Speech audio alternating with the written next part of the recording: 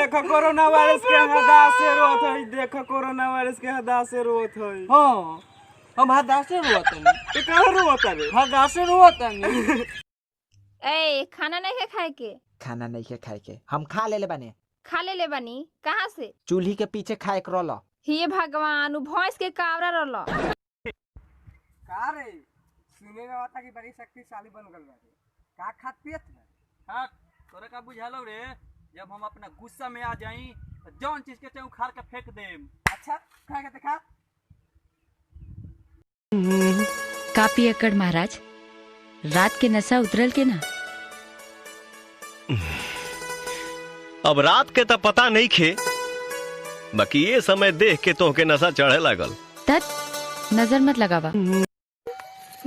इतना बाप के घर ना जब भीतरिया घुसल जाता रही। हमार पति देव के तो घर हा? पति दे नौरंगिया से शादी कर लिस्का रे। छी, ओ वो कैसे क्या शादी करी? हम तो रोबो से प्यार कर।